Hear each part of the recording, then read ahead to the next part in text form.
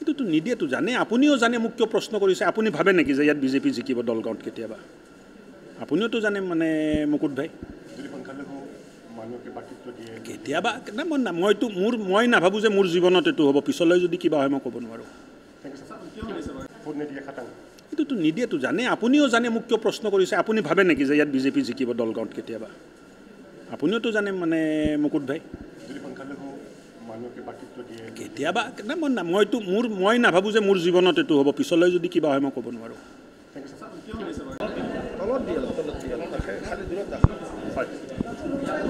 এ বাবা 2 মিনিট মনে মনে থাকক আজি দৰং জিলাৰ দুখনকৈ সমজিলা আযুক্তৰ কাৰ্যালয় মুকলি কৰা হ'ল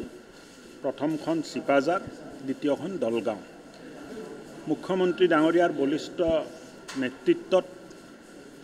এক ব্যতিক্ৰমী চিন্তাৰে প্ৰশাসনিক সংস্কাৰ আনা আৰু প্ৰশাসনিক সেৱাৰ বিকেন্দ্ৰীকৰণ এই চিন্তাৰে সমজিলা আয়ুক্ত কাৰ্যালয় উন্মোচন কৰা হৈছে আৰু মই ভাবোঁ অনাগত দিনত সমষ্টিবাসী ৰাইজে যথেষ্ট সকাহ পাব এতিয়া সৰু সৰু কামৰ কাৰণে জিলা আয়ুক্তৰ অফিচলৈ যাব নালাগে আৰু স্বাধীনতাৰ পিছত ব্ৰিটিছে দিয়া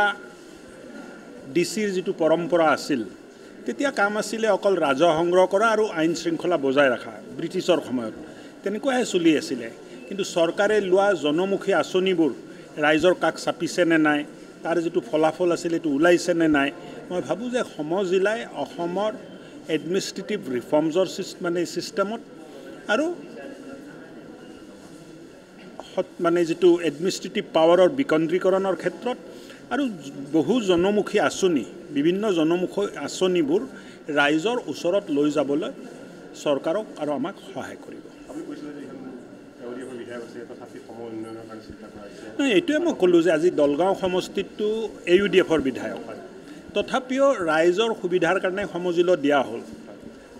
উন্নয়নৰ কথা আমি চিন্তা কৰিছোঁ কিন্তু লগতে দলগাঁৱত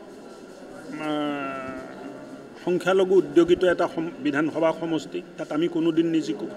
কিন্তু সংখ্যালঘু ৰাইজে এটা কথা বুজিব লাগিব যে মুখ্যমন্ত্ৰীয়ে সমজিলা দিছে মুখ্যমন্ত্ৰীয়ে আশা কৰে যে বাল বিবাহ বন্ধ হ'ব লাগিব কেলে বাল বিবাহ যেতিয়া হয় কম বয়সত বিয়া হ'লে মানে ডেলিভাৰীৰ সময়ত মাতৃৰ মৃত্যু হয় নহ'লে কেঁচুৱাটোৰ মৃত্যু হয় আৰু অসমৰ স্থান তলত গুচি যায়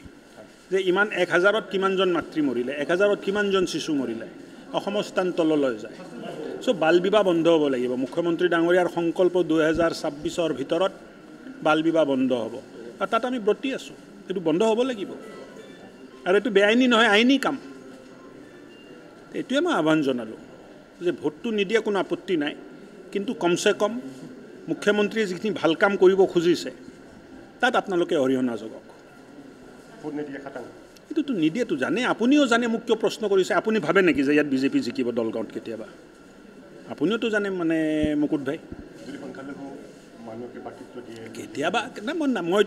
মই নাভাবোঁ যে মোৰ জীৱনত এইটো হ'ব পিছলৈ যদি কিবা হয় মই ক'ব নোৱাৰোঁ